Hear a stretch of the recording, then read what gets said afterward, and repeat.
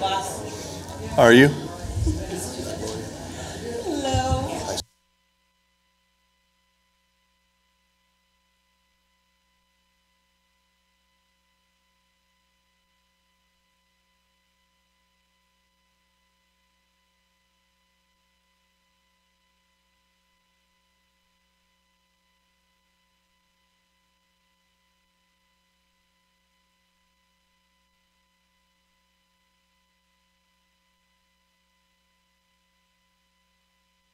Good morning. It is time to start class.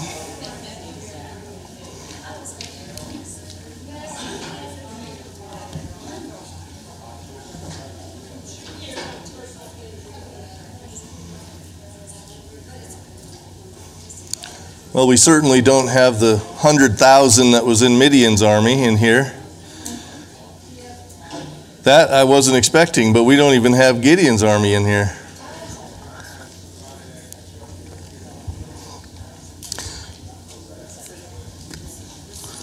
We're going to be in Judges chapter 8 when we get started.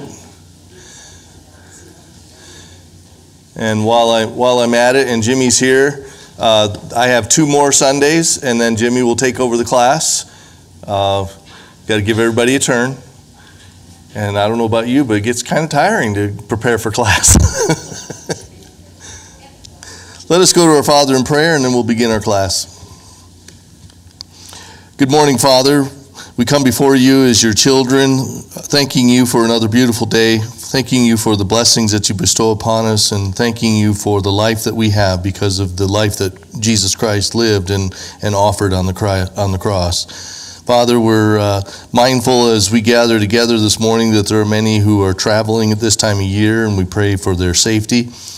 We also know, Father, that there are those that are not doing well, and pray that you would heal them if it be your will. And we also know, Father, there are many that cannot be out at all, and we just pray that you would give them the comfort that they need. And Father, we pray that we would be a source of encouragement and comfort.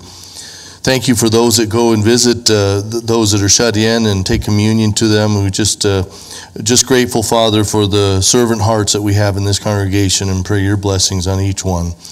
Father, we pray your blessings also on all that have gathered this morning to study from your word, and pray that you would open our hearts and our minds to receive your word, and help us, Father, to apply it to our daily lives, and help us to always be ready to give an account for the joy that we have in our lives because of Jesus Christ. Father, we pray that we take the lessons that Rich offers to us, that we can go out and teach others and be not only available, Father, but have an open eye to know when people come to us and are hurting and are asking questions when maybe sometimes we don't even listen. And we pray that we would be better at that. Again, Father, we thank you for this time together and pray that you're with us and help us to read your word and to apply it to our lives. And we pray this in Christ's name. Amen. Judges chapter 8. We saw last week Gideon gathered his forces together. He had 22,000 plus 10,000. 32,000 people gathered together to go fight the army of Midian. Remember, Midian had gathered together the Amalekites and the Ishmaelites into the valley of Jezreel. They were doing this every year at harvest time, and they would just inundate Israel and take everything they had and then go back home and let the Israelites plant the fields again and let it grow, and then they'd come back the next harvest time and take it away. But Gideon had 32,000 men, roughly the crowd in a nice, decent college football game, maybe like Arizona State. Whereas the 135,000 men would be the crowd at a Michigan game. I don't know if you watched Michigan yesterday, but there was just under 110,000 packed into that stadium. Just incredible. That's a lot of people. 120,000 men, we're going to find out, of the army of Midian were slain by the sword.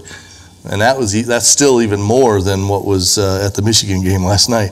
Just an amazing number of people. But Gideon started out with 32,000 men, and God said, this is too many. And he said, if you want to go home, go home. And so 22,000 left, and we had 10,000 remaining, a nice hockey game crowd. And eventually, God still says that's too many, and he got it down to 300, which is about what we're going to have in here this morning. So imagine taking a crowd that would fill this auditorium and go and fight against a crowd that would fill Michigan Stadium. It's just incredible. And yes, they were afraid, because we saw that God told Gideon, if you're afraid, go down there, take Purah with you, go down there in the middle of the night. If you're afraid, go down there in the middle of the night and listen to what they're saying. And of course, they recounted, one of the Midianites recounted a dream that he had to one of his fellow soldiers. And in the dream, of course, this barley bread came rolling down the mountain into the camp of Midian and just laid the tent flat. And his comrade said, well, that's Gideon. We're in trouble. He's going to come down here and he's going to fight us, and we're going to die. And when Gideon heard this, he's like, okay, God, I get it. And back up the mountain he goes to gather the forces, and he tells them, grab your jars with the torches and grab a trumpet, and here we go. We're going to go fight this huge crowd with a jar and a torch and a trumpet. Now, they did it at Jericho. If they remember the stories their fathers told them, they did it with trumpets back then too. So they grabbed their things, and Gideon says, you do what I do. And so Gideon heads down the mountain. They're in camps of 100, and then they go to work. And I gave you the copy of this so you have it. But remember, this is this green line. I think yours is in color. This green line is the border between Issachar and Manasseh, and that is also basically the valley of Jezreel.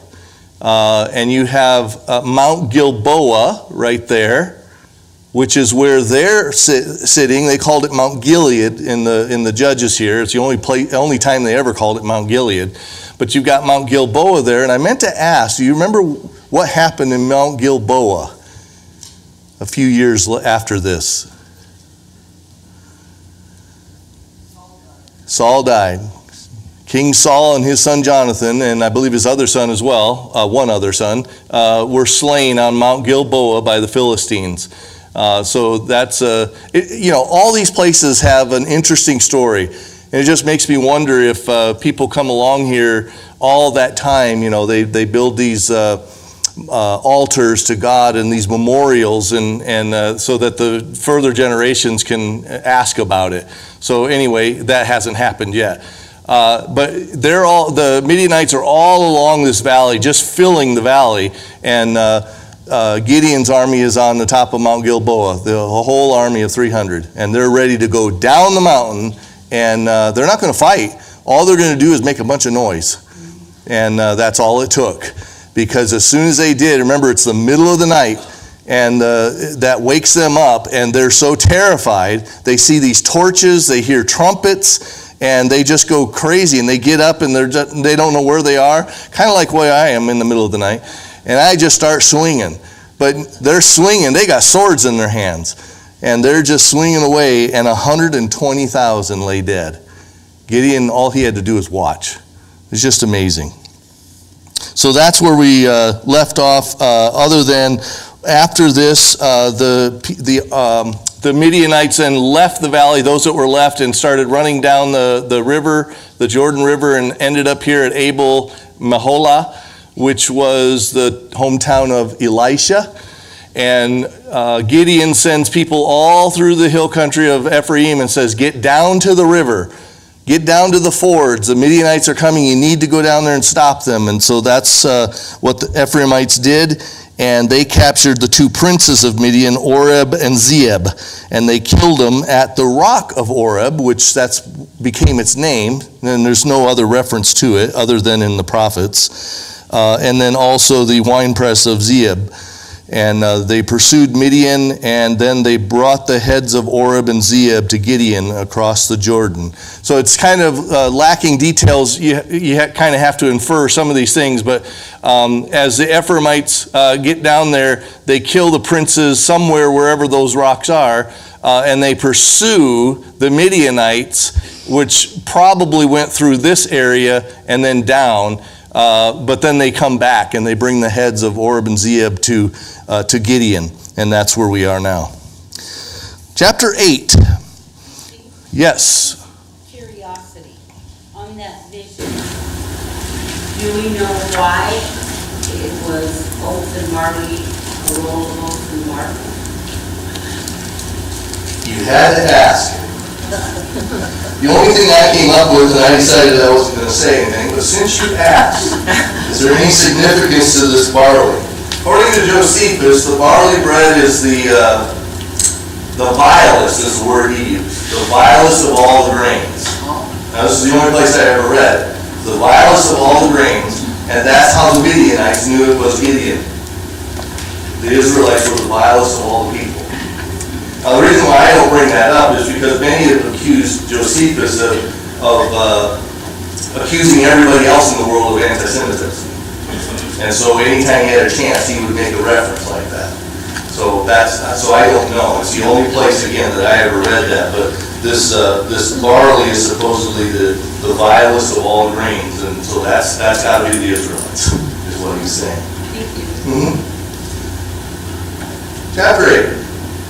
Then the men of Ephraim said to him, and remember, these are the men that went after Midian and got the prince's head, basically the two sons of the kings, and brought it back to Gideon. And we got it. I mean, you think they're coming back with excitement, but this is what they say: "What is this that you have done to us? Not to call us when you went to fight with Midian."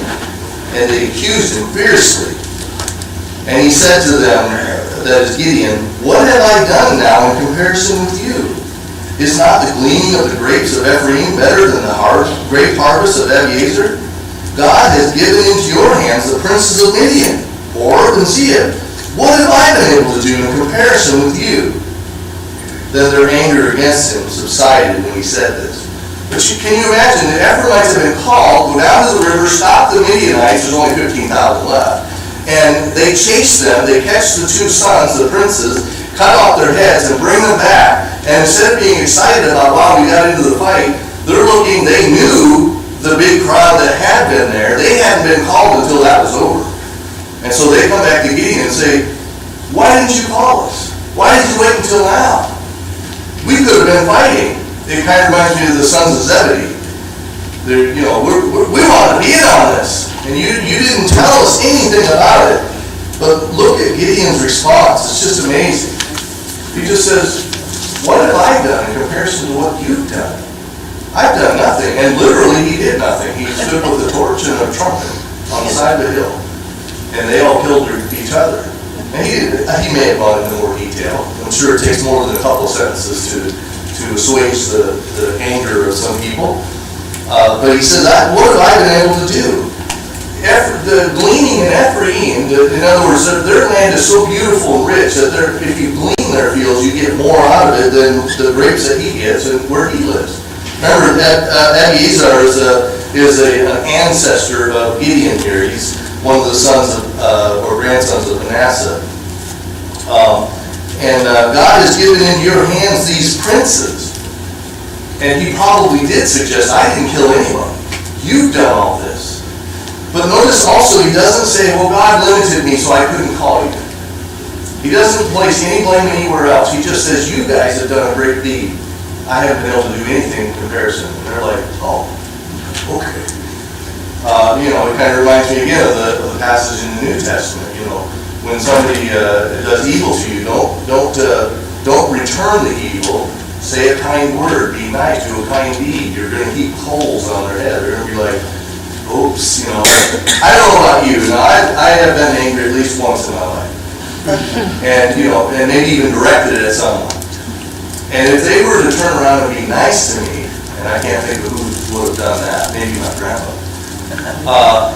That kind of a comment when they're being nice to you and you're so angry, you just kind of like, "Oh, Now, I don't feel very nice. And it really calms you down. So just an interesting interaction here between Gideon, and he handles this so well. But notice also that Gideon does not ask them to continue with him. I know I didn't ask you before, but come on, let's go chase after him now. He doesn't. He just says, you guys did a great job.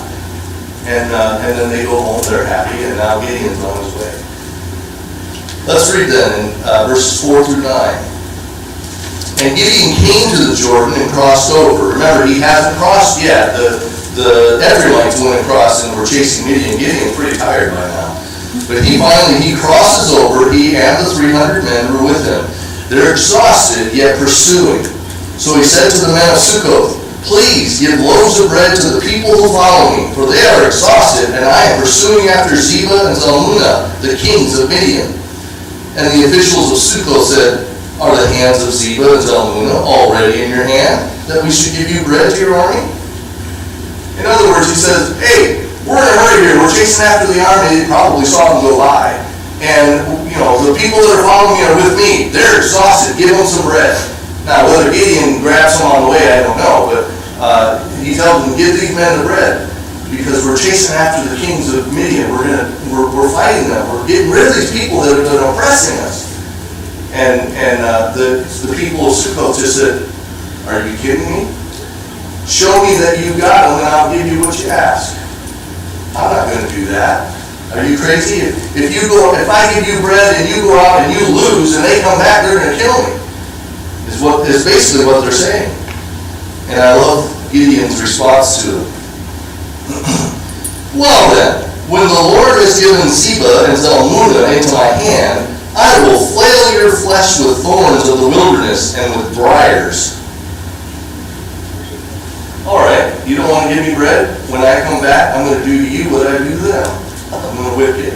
Basically, I can see them chasing after the Midianites and killing them, and then on the way back, they're going to start gathering these thorns and these weeds, everything they can get. Remember, there's 300 men, and when they get back to Sukkoth, they're going to flail them. They're going to whip them.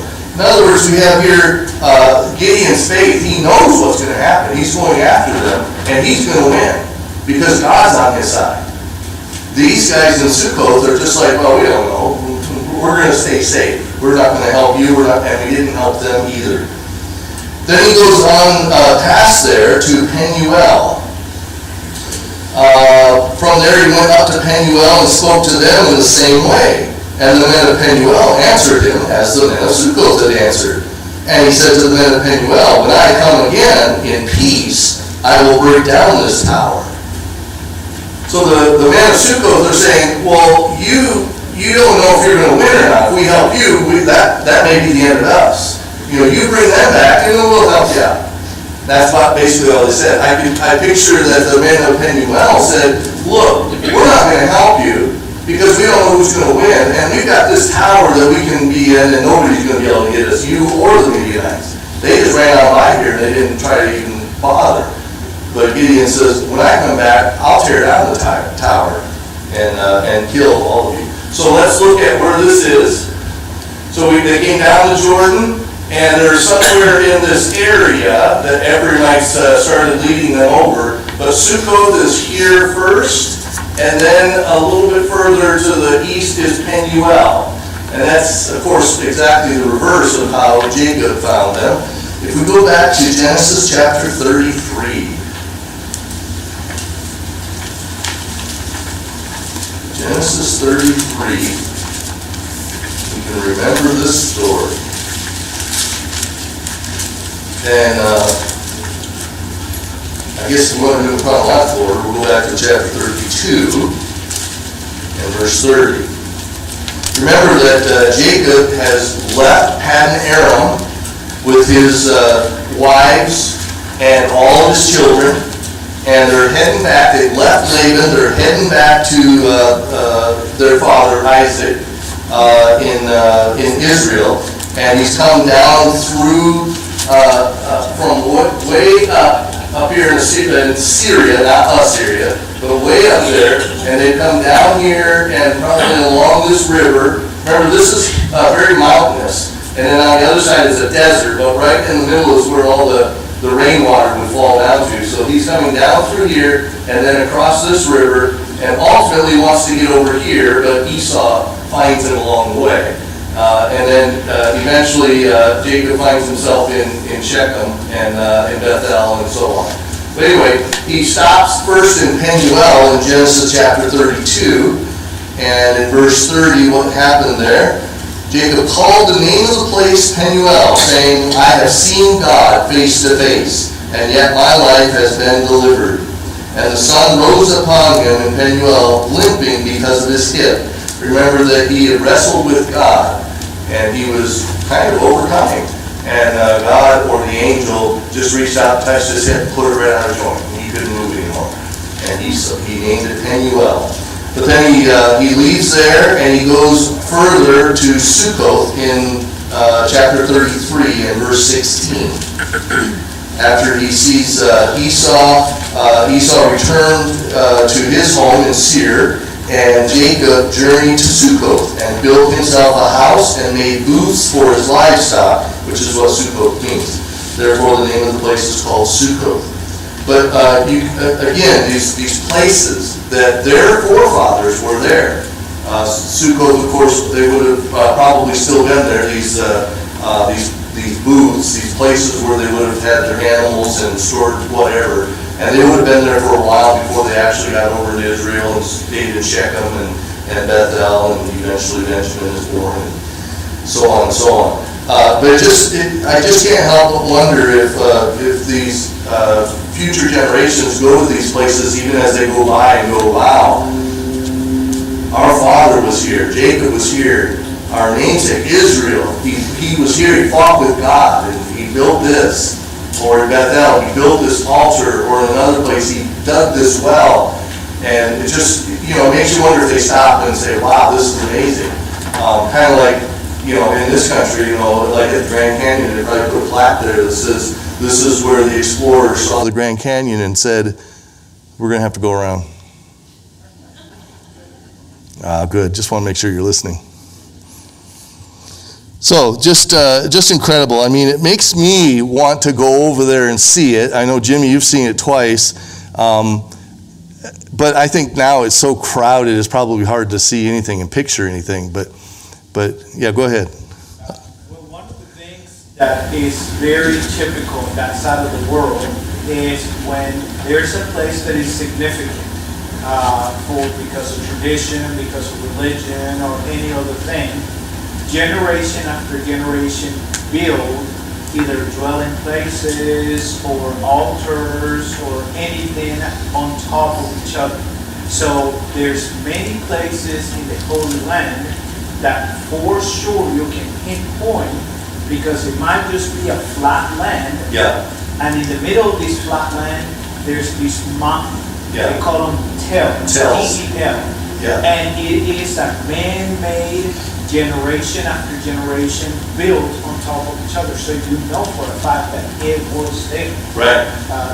Those tells, archaeological digs have caught some of them straight in the middle, and they've been able to find 20, 30 different civilizations right. that they were part of that. So some places you can actually go and say, yes, it happened. Some places, somewhere around here, yeah. it happened. Just amazing. Talk about archaeology, and it's really easy to go over in a place like that where the land is typically fairly flat. Of course, Israel is hilly, but you could be in a flat area and all of a sudden there's just this mound, and it could be as high as a mountain, one of our mountains, not Everest. But it's just, they're called tells, and you can almost tell that they're kind of man-made or built up. But when something has happened in a place, if it's memorable and very holy, so to speak, then people will still continue to build on that place, and it just builds up and up and up. Others are just because of the location. The location is very strategic. It's hard to see, this isn't a 3D map, but this is all very hilly and kind of mountainous. So you have, and I don't have it here, but you have up here basically a crossroads.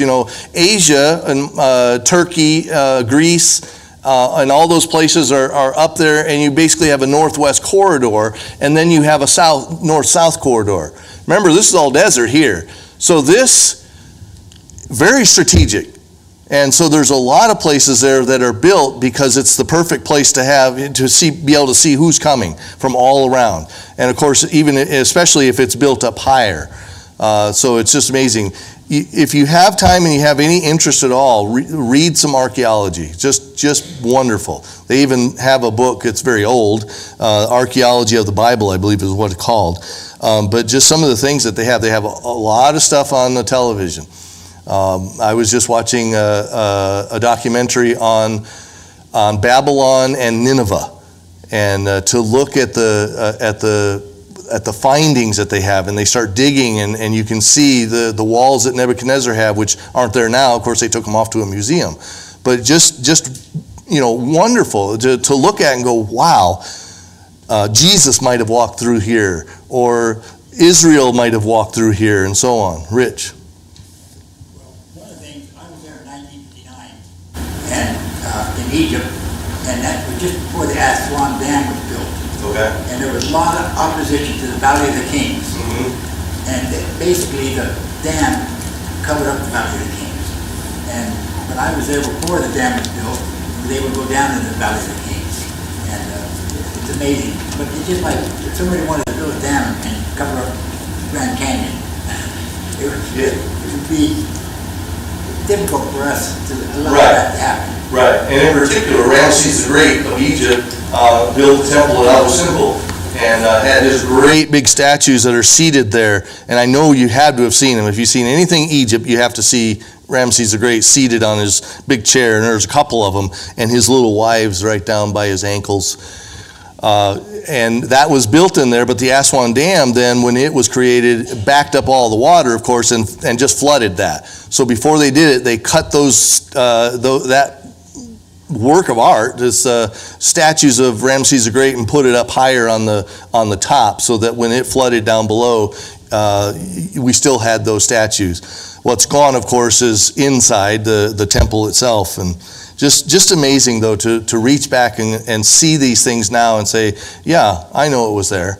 But just be careful. I've mentioned this before years ago, that some people look for signs. They want evidence that's going to increase my faith.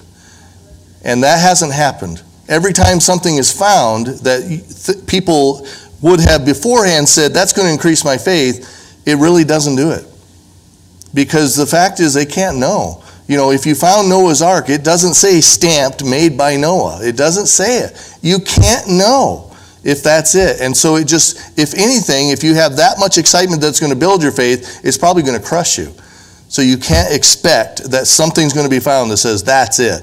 Now I believe. We have to believe by faith, not by evidence of things that I can hold in my hands. Comments or questions? Yes, ma'am.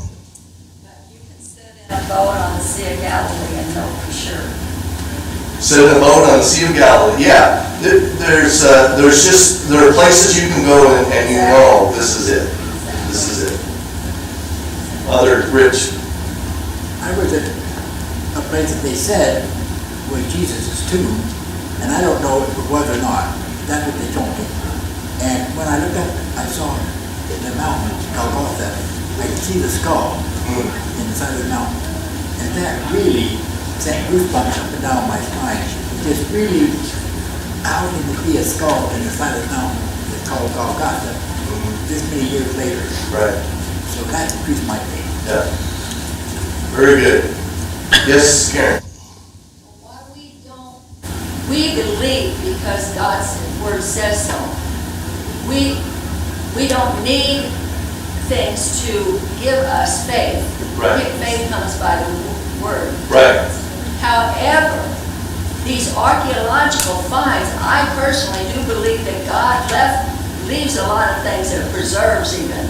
A lot of things, like the Dead Sea Scrolls. Oh, yes. They may not give us faith, but to the scoffers and that, they are evidence. And like they said, the Hittites didn't exist. King David was a muse for his imaginations. the archaeological finds that they're finding, these writings and stones and things, they mentioned David. The Dead Sea Scrolls show that we have a virtually close to a complete book of Isaiah. So Isaiah was written at the time frame that it claims to be written in. So archaeology isn't of no use, and it does support. No, I agree. I love it. It's, yes, our faith is to be our faith without any other things. But because of our faith, when we find these things, it makes us feel even stronger with it. But others who are weak in faith, it may crush them, is what I was suggesting. As far as archaeology, I find it almost humorous that they dig and dig and dig in Israel looking for signs of the Israelites and the kings, and they can't find it. And yet I look at it and I say, because the Israelites and the kings, back then were God's people. It wasn't about them. It was about God. And so all they can ever find are things that, yes, it was mentioned in the Bible, but we can't find a name because they weren't supposed to be about them. All the kings of Assyria and Babylon, to them it was about them. And they left their name everywhere. So there's plenty of evidence for all of that. But in Israel, it was about God. We read the Judges and we think, well, maybe it wasn't about God to them. But somehow, all of the things that they left behind wasn't about them. And just amazing. It's almost frustrating sometimes. Anyway. All right, let's go ahead with verse 10. Now, Zebah and Zalmunna were in Karkor with their army, about 15,000 men. That's all who were left of all the army of the people of East, for there had fallen 120,000 men who drew the sword. And Gideon went up by the way of the tent dwellers, east of Nobah and Jogbehah, and attacked the army, for the army felt secure. So here's where they are. They've gone through Sukkoth and Penuel. They're along the river here. The other things are not mentioned. They said Karkor. There's a city around here somewhere. But it says that Gideon's army went east of this place here, Jogbehah. So they had gone by the way of the tent dwellers, it calls it. And they're over here. So somewhere in this area is where that army is. And they finally catch up to them and then they take care of them. Zebah and Zalmunna fled, and he pursued them and captured the two kings of Midian, Zebah and Zalmunna, and he threw all the army into a panic. So he's captured the two kings, and the 15,000 men who are already running out of breath and going crazy now have lost their minds because they've lost their kings. And so they are in a panic. But again, talk about interesting places. So they're in this area somewhere, and right down here, about 20 miles away, is Mount Nebo. And what significance is Mount Nebo? That's where Moses looked over into the promised land. God said, have a look, but you're not going. And then God buried him somewhere in there, and nobody knows where he was buried. So, it makes you wonder, again, when the people of Israel walk by and they can see that mountain, you think they just stop and go, wow, that's where Moses is. And then they go on. So just an interesting place for all of these to be taking place. And I say that and I almost laugh at myself. This is why I've never put up a map before, because when you think about it, this is such a small area. Everything happens pretty close in the same general area. But here we have Gideon now chasing these 15,000, and they captured the kings. The rest of the army was put into a panic, which, either they could have died, they could have just ran off to Midian. Remember, they've got a long way home, but they've captured the kings. Verses 13 through 17, Gideon, the son of Joash, returned from the battle by the ascent of Heres, and that is not on the map. If it is a place, it has been suggested that really this phrase was misinterpreted. Instead of the ascent of Heres, by the way, it's not on my map here. Right down here is called the ascent of Akrabim. So, basically, you could just imagine it's just a long going up. So they're suggesting that either this is the ascent of Heres, which is not mentioned on the map, or it really just meant by dawn. by the morning. He returned from the battle by sunup, by morning. And he captured a young man of Sukkoth and questioned him. And he wrote down for him the officials and elders of Sukkoth, 77 men. So Gideon captures a young man and says, hey, who are the people in this town? And so the young man writes down 77 names of the elders and leaders in Sukkoth. And he came to the men of Sukkoth and said, here they are, Zebah and Zalmunna, about whom you taunted me, saying, are the hands of Zebah and Zalmunna already in your hand, that we should give bread to your men who are exhausted? And he took the elders of the city, and he took thorns of the wilderness and briars, and with them taught the men of Sukkoth a lesson. I love that phrase. He taught them a lesson. He did what he said he was going to do. He flailed them with the weeds and the thorns of the desert. And then he, of course, went back to Penuel and broke down the tower of the city and killed the men there. Now, the only trouble I have really reading the Old Testament, but especially here in Judges, is all the killing. It's mind-boggling.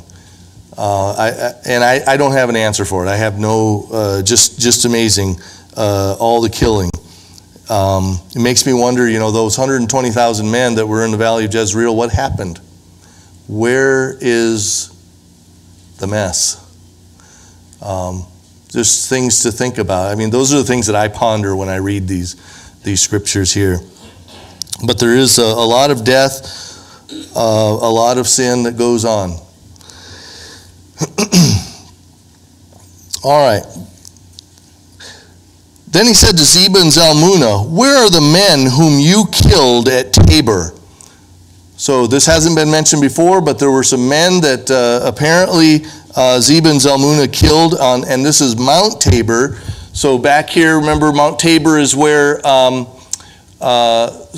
Sisera, Barak had gathered his army to go down against Sisera. But up here in Mount Tabor, remember, all the Midianites were in this valley here and in the mountain or the hill of Moreh. But apparently they had wandered around enough to get up to Mount Tabor, and he killed some men. And Gideon's asking about them. Let's see. They answered, as you are, so were they. Every one of them resembled the son of a king. So they're looking at Gideon and say, the way you look, they look just like you. They look like the son of a king. And he said, Gideon that is, they were my brothers, the sons of my mother.